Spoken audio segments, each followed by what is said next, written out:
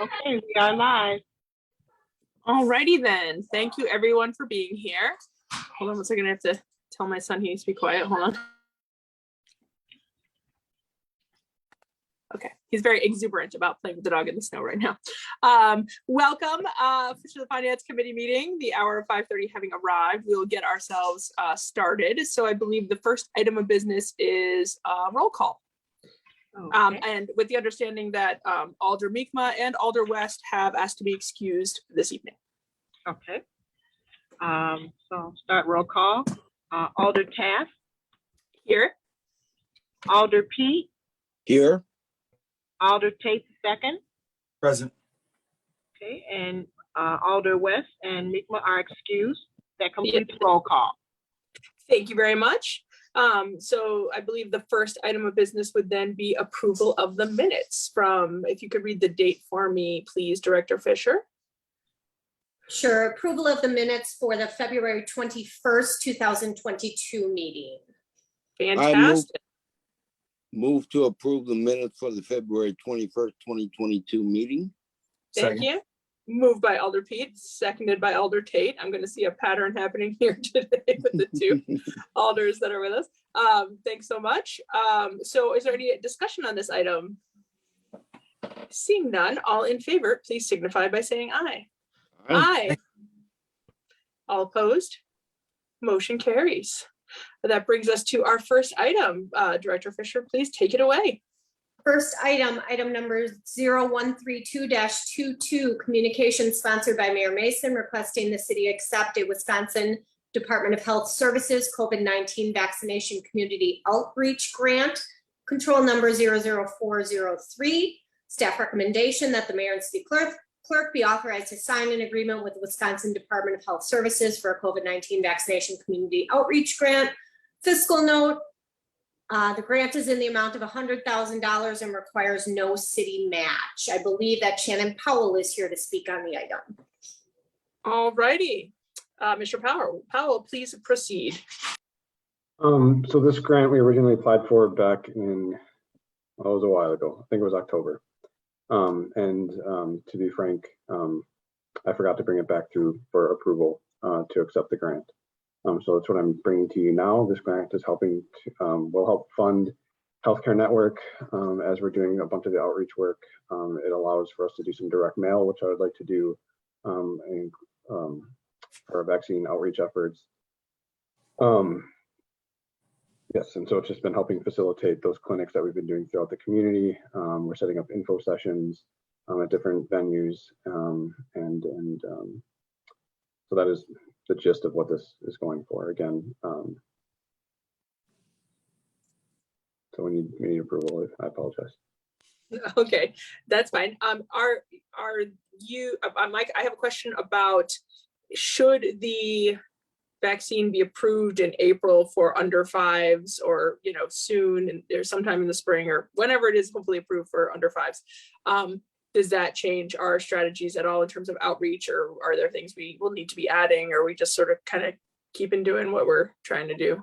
Well, I'm hoping that there will be Logan. Sorry, I'm single parenting tonight. I'm hoping that there will then, we sort of hit a peak during Omicron of people really trying to get vaccinated. Those vaccination numbers have come down and we sort of leveled off at a little over 50%. I'm hoping that if the younger kids are approved, Logan, I need you to stop now. That if that age group becomes available, that they'll see an increased call to have more clinics and stuff available to the public. And I think there'll be more that we can do. And I think we're all looking forward to that. I'm certainly looking to get this one vaccinated as soon as possible. Mm-hmm. I would be too. And so we have got the capacity. AMI is still here. We have the capacity with Healthcare Network, who's been really a great partner in helping us do the outreach. So again, hopefully that will give us more opportunities to do more stuff when the age drops down. Cool. Thank you so much. Are there any other questions for Mr. Powell? Okay. Seeing none, then a motion would be in order. To approve. Second. Okay, moved by Alder Tate the second, seconded by Alder Pete. So do we have any further discussion on this item? Seeing none, all in favor, please signify by saying aye. Aye. All opposed? Motion carries. Next item, please, Director Fisher. Item number 155-22, communication sponsored by Mayor Mason on behalf of the Assistant Director of City Development, seeking permission to apply for the US EPA Brownfield Cleanup Revolving Loan Fund, BCRLF, supplemental grant for the City of Racine, control number 00431.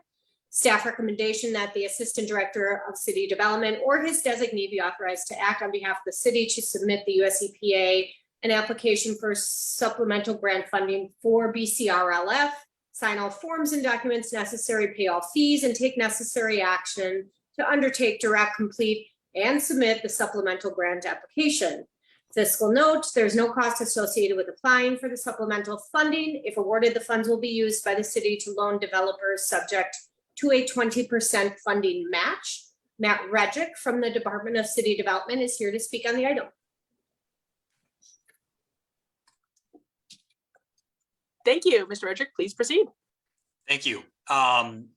As was stated in the title for the this is effectively a grant that would be granted from the EPA, U.S. Department of Environmental Protection Agency, I'm sorry, to the city to then in turn be loaned out to developers to then conduct brownfield cleanup activities and other toxic substance abatement activities. This fund has been used as noted in the agenda briefing memo. These funds have been used at a number of different sites within the city and have facilitated some large scale redevelopment activities such as at the Horlick redevelopment and at Nelson Electric on State Street, among others as well. So this has been used to a significant successful degree in the city.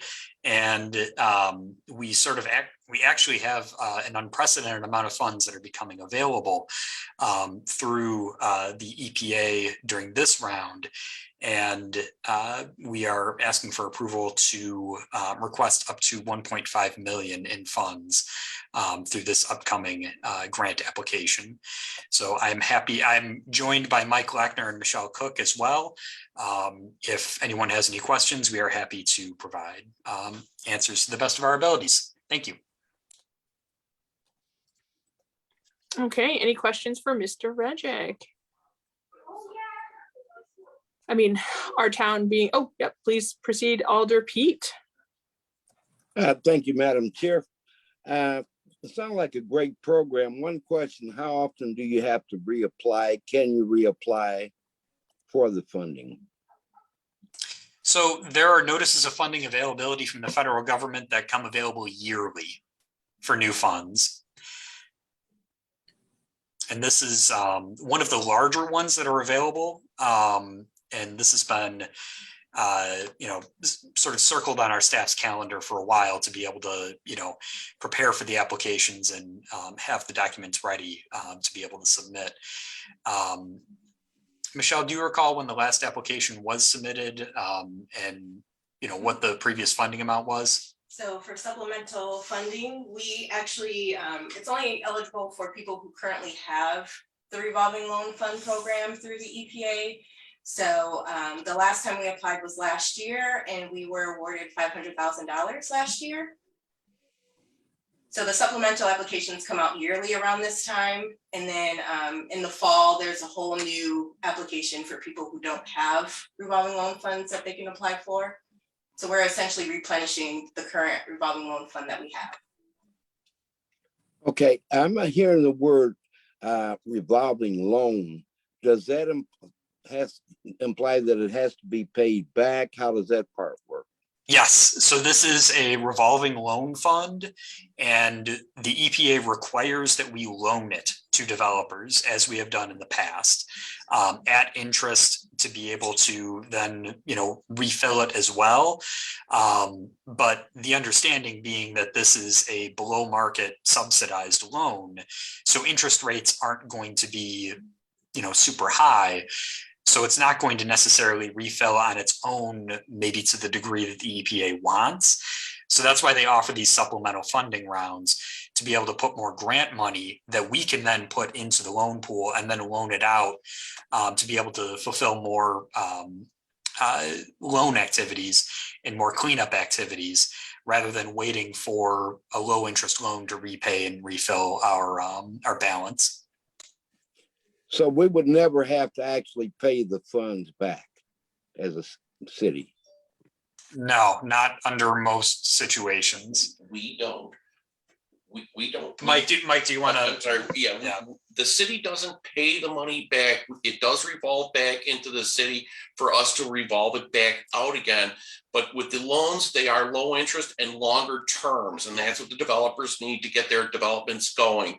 And the longer term means that we're getting less back every year than what we really need to keep the developers moving in the city. Okay. I don't have any further questions. Thank you.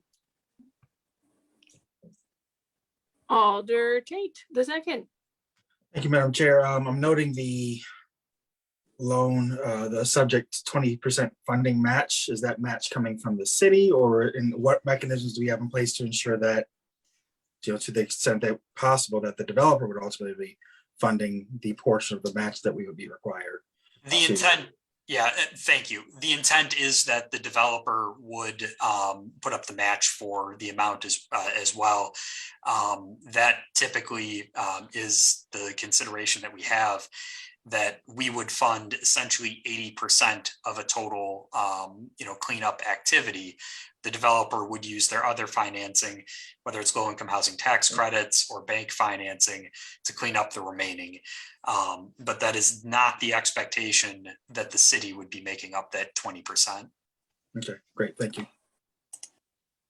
Thank you. And I imagine with our city's industrial history, that we have a good number of these sites in the city. So I was going to ask if anybody could sort of speak to, a little bit about why this is important, particularly for our city right now, because how many sites we have that meet these expectations that developers are interested in.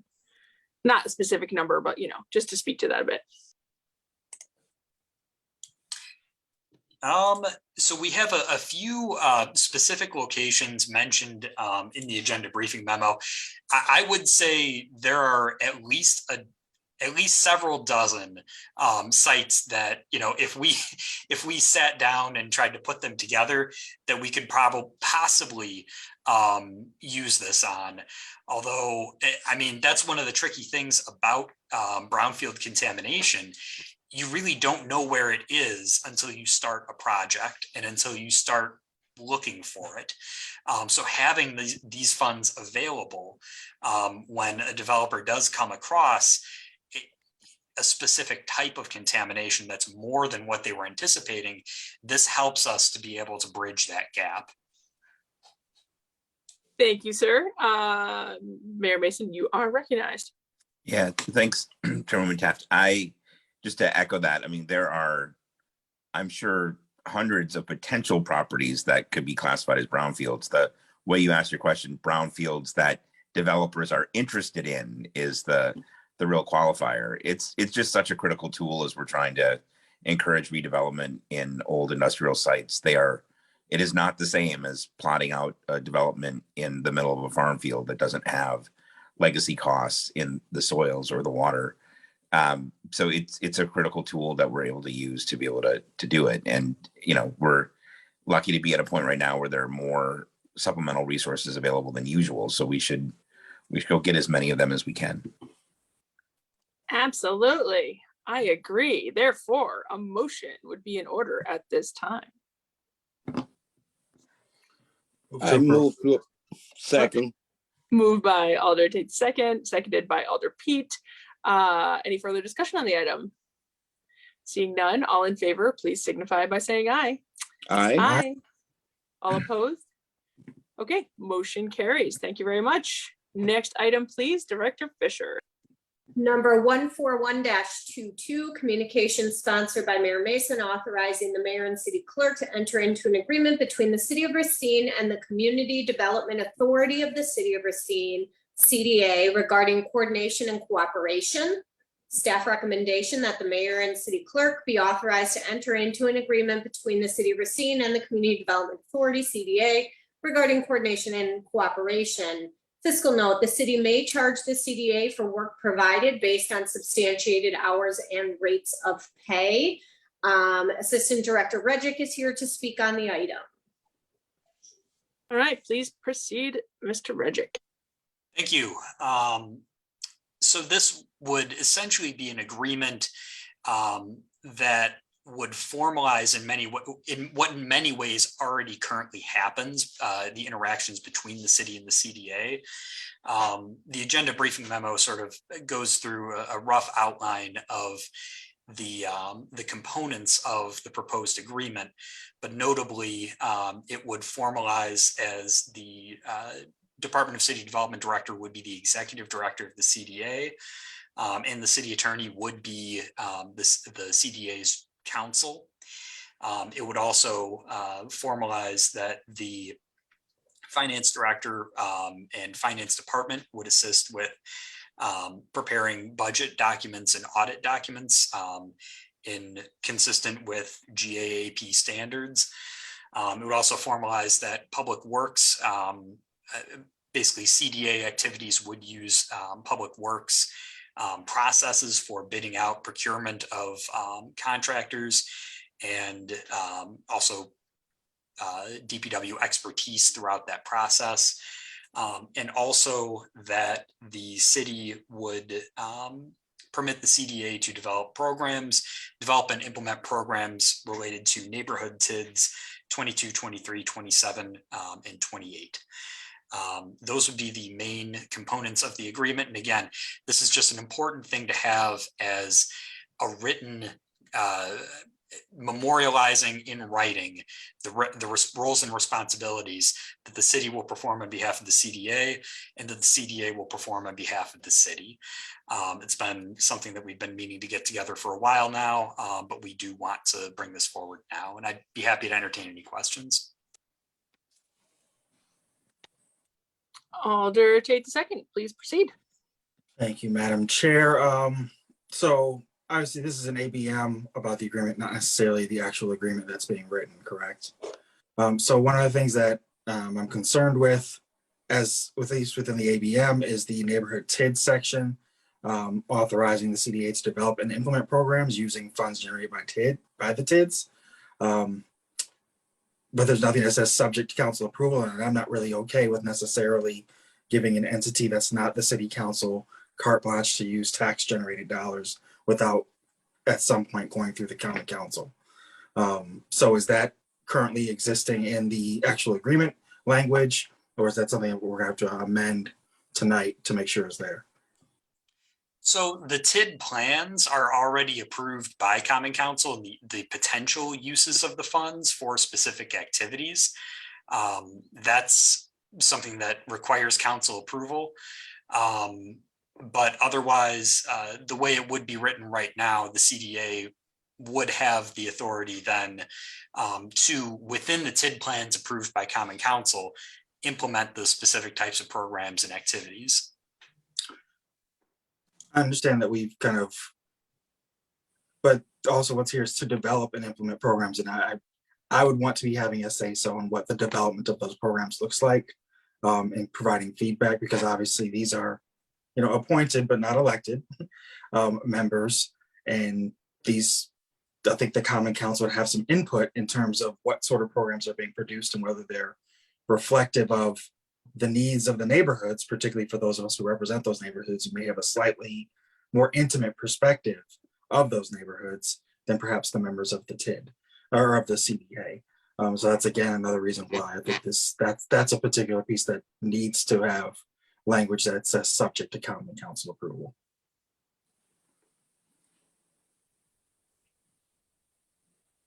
Mayor Mason, go ahead.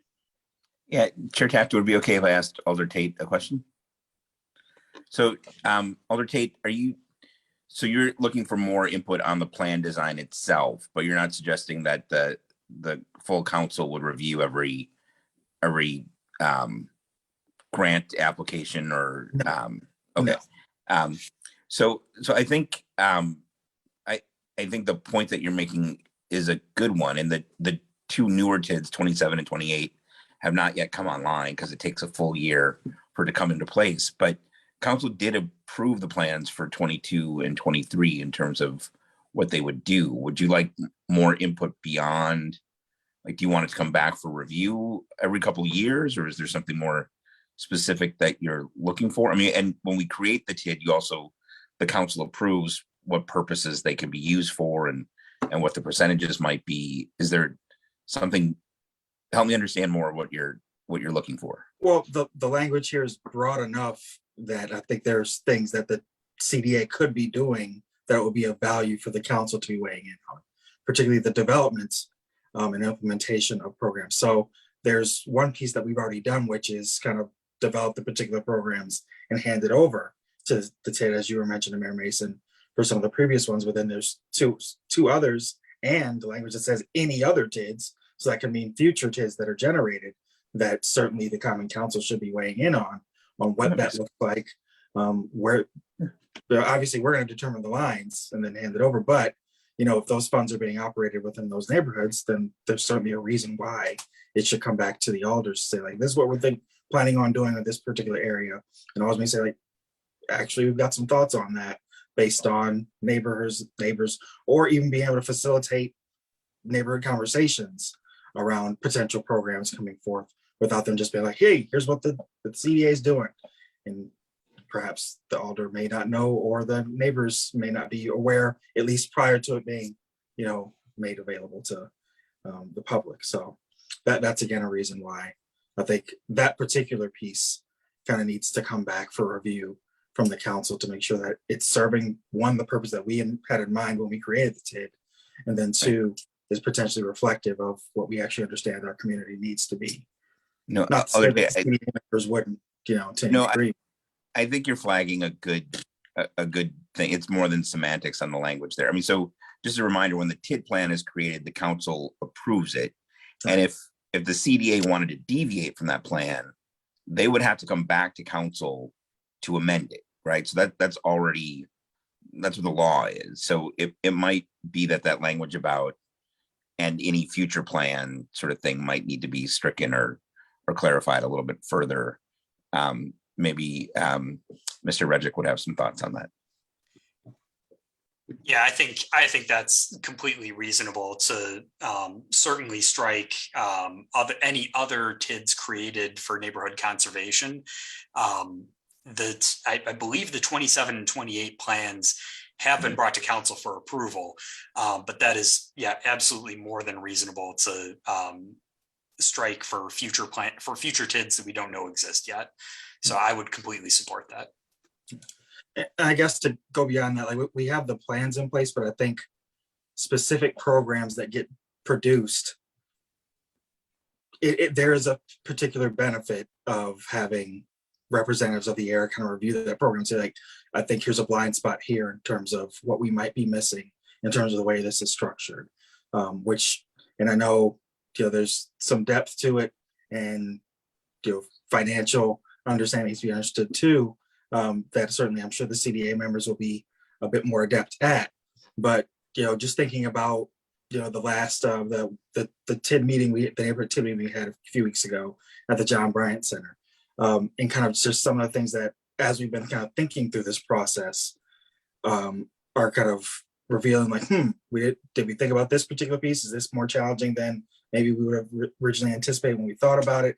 And giving a chance to kind of have some back and forth in terms of what exactly will this look like as it goes forward, so that it is accessible to the folks that we want to be accessible to, and that it is, you know, reasonable in terms of the expectations that we're putting out there for people to access funds. And I think it's just makes sense to, you know, not particularly for an entity that is, you know, as we discussed, a governmentally separate entity from the city that is ultimately using city resources, city administration, and city tax dollars to have some back and forth with the, you know, governing body that ultimately authorizes its existence and its operations. Mayor Mason, please proceed.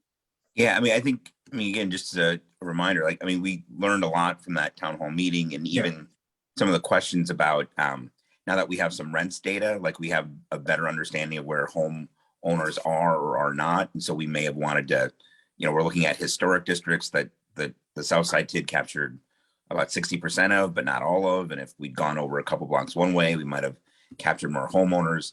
That's new data that we have since the TID was created. But again, those are all savvy and astute recommendations to propose for amendments to the TID. Any of those changes would have to come through council for approval, right? So it's not as though the CDA just gets to decide what the new programming will be unilaterally. Anytime you want to amend the TID plan, which lays out what the programs are, if you want to deviate from that at all, as I understand it, and please correct me if I'm wrong, Mr. Redrick, we have to come back to council and say, hey, we think the borders need to be adjusted a little bit, or hey, we think that there's another way that we could do programming that would be more effective. That all requires council approval before CDA can engage in those. Yeah, I think what my interpretation of what Alder Tate is saying is that in part that the development of new programs piece that you especially want to have some oversight over, but I will let you, Alder Tate, sort of elaborate on what you want to say. Go for it. No, that's what I'm getting at. Thank you. Yeah.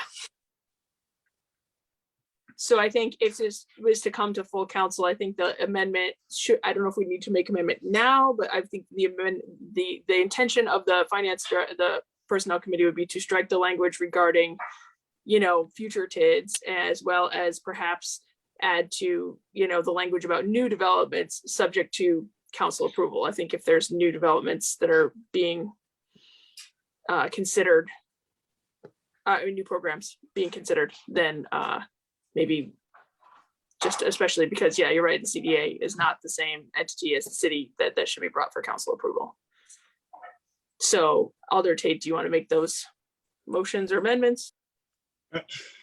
Part of the challenge right here is, this wouldn't necessarily be amending the language of the agreement because we don't have the agreement before us. This is the That's language. why I wasn't sure, right, if we should be amending, yeah. So there's no document for us to make a motion to amend before us. So I guess the expectation would be, before council to kind of have what is actually going to be the agreement made available for review and ensure that the language in there is reflective of kind of the concerns that are being presented.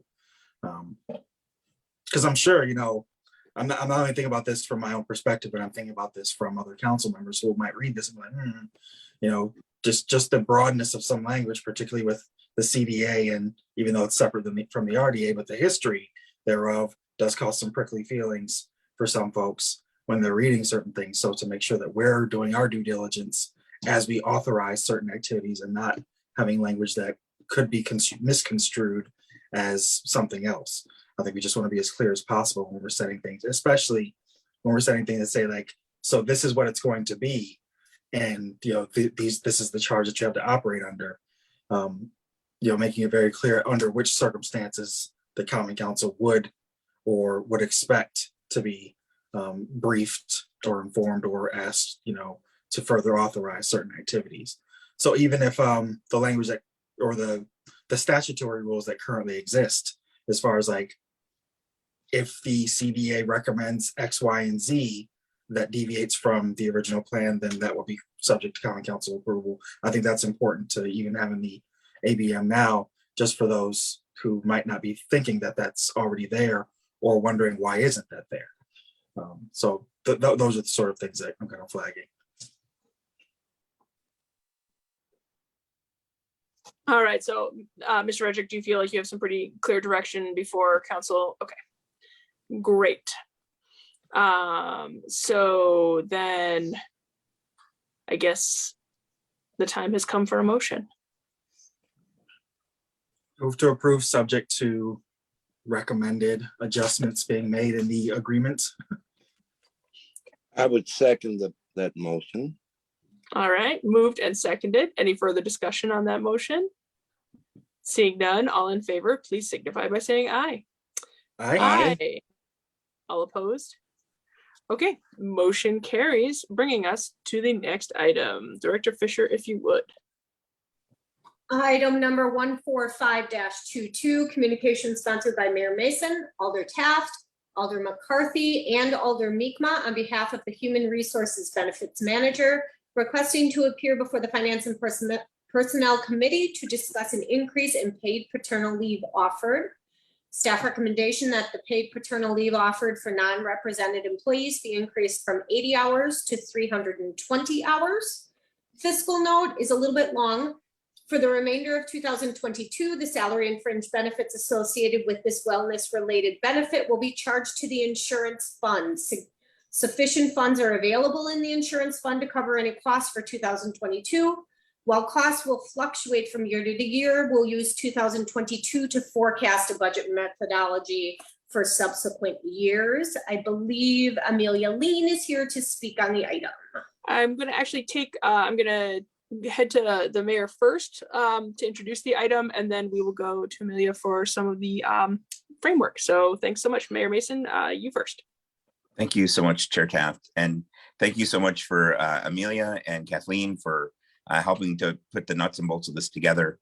Paid paternity leave is actually something I've been working on for a long time. I introduced legislation on this when I was a state legislator. And so I'm very thrilled to be here today to propose 8 weeks of paid leave for paternity leave, and think it will be good for our city to recruit and retain our workers. I think it'll be good for our employees who will become new parents, and I think it'll be good for their children that'll have the 8 weeks to spend time bonding with their parents and have immeasurable positive benefits for years to come. So all around, it's something that lots of research shows is really to the benefit of parent and child. And just as an aside, this is something that not only applies to biological children, but to adopted children and as well. So wanted to make sure that people knew that this was something that was broadly available, and I think is something that reflects on the city's values and what we want to do to encourage people to be valued as employees and to be valued as parents. So with that, I will have Amelia explain the nuts and bolts of how this will actually work, if that's okay with the chair. That sounds good. I just want to clarify, you did say paternity leave, but I think you did mean paternal leave. Yes. Because those are slightly different things. So it's good. I'm very excited to co-sponsor this. Parental? You said paternal. Parental leave. Just for dads. Yes, sorry.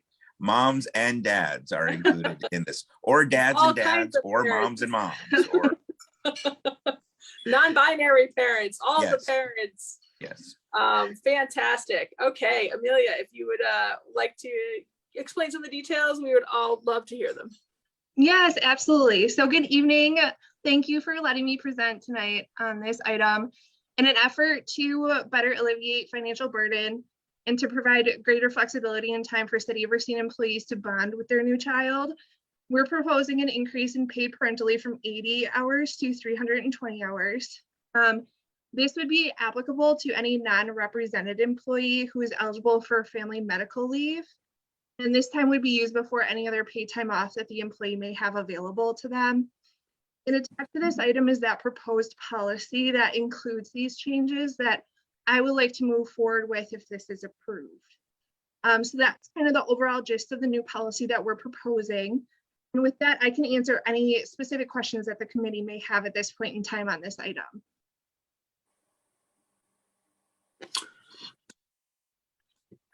Alder Tate II, please proceed.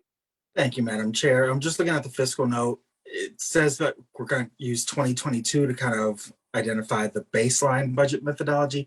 I'm wondering why we use 2022, as this is probably the first of many years of the recent years where things are unique for the city, and I'm not sure that this would necessarily be the best year to use as the baseline for our budget methodology. So I'm curious about that. Yeah, is that for me? Yeah, go for it. Thank you, Alder Tate II. You're absolutely right, and perhaps my wording on that wasn't as accurate as it should have been. Really, what we'll do over the years is we'll start taking an average as we get more information. I will say that our previous experience in the maternal paternal leave has been very light. We had a little bit more of an aging population in terms of employees, and I know that Amelia does have some of that data. I think we're gonna see a lot more in 2022. I mean, again, anecdotally, I have 3 people in my department alone.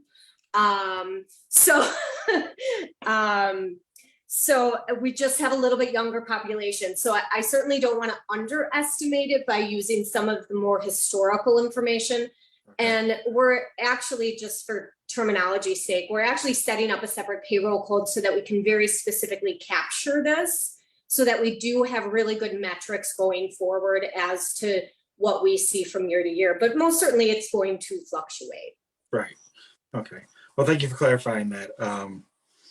Yeah, I'm certainly supportive of this. Certainly want to see us doing parental leave for our employees, and as a social worker, I understand that important bonding phase for newborns and their parents at that time. But I did want to kind of clarify that piece, like, okay, we're starting with 2022 and it's like the best budget, the least, the least uncomfortable budget that we've had in the last like 6 years or so. Like, is that the best time? But as you identify, like the actual workforce is perhaps more reflective of what it would be going forward. That makes a lot of sense. Thank you. All right, I want to take comments from Alder Pete, but I didn't know if City Administrator wanted to go first to speak to anything that Alder Tate asked before I take. Okay. I defer to Alder Pete. Okay, Alder Pete, please proceed. Thank you again, Madam Chair. First of all, I realize that it's a great idea, great program. The United States is behind, as we all know, most well-developed countries. But one of my questions would be paying for people who cover for people who are out on parental leave. Do we have, where does that funding come into play? Because some positions, well, a fire person you still have to cover those positions, just as an example. Just asking about funding for temporary employees while you could have several people out, simultaneously in critical positions. Right. I'm happy to take my it. feeling that might be independent from paying them during that leave, because people were always going to be off for a certain amount of time. But I will let City Administrator Vorholt take that one. I every once in a while I like to let Kathleen take a breather so that she's not always on the spot. Yeah, we did look at operations in terms of what would the impact be if people were off, or could this possibly incentivize people who were only eligible for FMLA for 12 weeks unpaid? Would more people take advantage of it was paid? It was surprising to me that most people do take the 12 weeks unpaid on average. Again, to Kathleen's point, this is not hundreds of people. This is, since 2020, I think Amelia reported to us that 17 exercised FMLA on our payroll. So we always have to think about operations when anybody's gone on FMLA, whether it's for parental leave or not. So we have factored in, figured that out. But I wanted to clarify, Alder P, when you said if firefighter or police, remember, this is still only for non-represented employees, because this is a bargainable item. So if transit, police, or fire wish to seek this benefit, that would be a subject of negotiation. Okay. Thanks for that clarification. Right. I have no further questions. I appreciate your answers.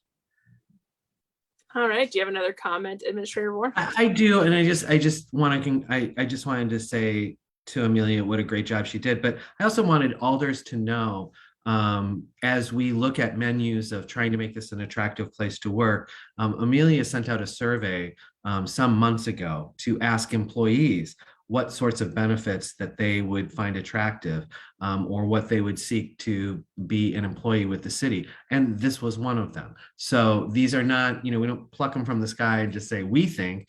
We actually did ask the question, and it was one of the things that came back that would make this an attractive place. We also surveyed what's going on in the state of Wisconsin with our new benefits administrator, we would be very at the top of being very innovative in terms of, I think, Madison, Dane County, Barron County, which I thought was ironic, but don't take that the wrong way. But we one of like 17, entities literally that would be in this arena. And I think, to the mayor's point, our values in terms of what we value in our employees and giving them the time, what we heard from employees is being implemented tonight. And I know that there's a heat of agreement, but I just wanted you to know that our employees did value this as a benefit, and they would see it very, very welcomely. Excellent. Thank you for that clarification. It's always good to have a little bit of that context and background. And thank you, Amelia, and everybody else who worked on this. And if there are no other questions, a motion would be in order at this time. Since I'll be first or second, I move to approve. Second, All right. Moved by although I Alder was Pete, tempted to allow the chair to second, seeing as I am not a parent, but with you. Sorry about I'm that. co-sponsoring. I'm all about it. I mean, as a person who went back, yeah, that's fine. So we have the motion and this by Alder Pete, seconded by Alder Tate. Yeah, I had to go back to work when my youngest was 8 weeks old, and that was hard enough. So that 8 weeks is definitely something it's excellent. And I did not have paid leave, so this is wonderful. So if there's no further discussion, then I think it's time for a vote, and I see no further discussion. So all in favor, please signify by saying aye. Aye. Aye. All opposed? Motion carries. Thanks, everyone. Thanks, everyone. All right. I believe there is another item coming our way. Item 153-22, communication sponsored by Alder Melissa Lemke on behalf of the Director of Parks and Recreation, requesting permission to apply for a Sustain Our Great Lakes Program grant in the amount of $200,000 from National Fish and Wildlife Foundation, grant control number 00432. Staff recommendation is that the Director of Park and Recreation be authorized to apply for the grant. Fiscal note, the grant amount is $200,000 and no city match is required. Beck is here to speak on the item. Mr. Molbeck, please take it away. So thank you. So this grant is specifically going to allow us to collect data necessary to help us jumpstart our Pershing Park Habitat and Wild Water Quality Improvement Plan. This plan is phase one of the area that will be from the Pershing Park Road to the actual lakeside revetment. This will be the second grant that we will be applying for the Pershing Park Drive area. So it's going to help with the runoff water. It'll help with animal habitat. It'll help with what kind of trees and that type of habitat as well that we'll have from that parking lot to the actual road. So it will not have anything to do with the actual revetment, but everything up to that area. So that's really what this grant is for. All right. Do we have any questions or comments for Mr. Molbeck? As a biologist, I am very excited about these grants and getting the right plants and habitat for animals. This is an important thing for the health of our city. And as a parent with children who like to find the animals and plants, I'm excited down there. Are there any other questions, concerns, comments? All right, seeing none, a motion would be in order at this time. Move to approve. Okay. Second. Moved by Alder, seconded by Alder Pete. Seeing no further discussion, all in favor, please signify by saying aye. Aye. Aye. All Aye. opposed? Motion carries. Thank you, Mr. Molbeck. And thank you to everybody else. I believe this is exhausts our agenda. So thanks everybody for their time and their work, and we will be seeing y'all next time. Have a Have a lovely good evening. evening, all. Good night. Good night. All right.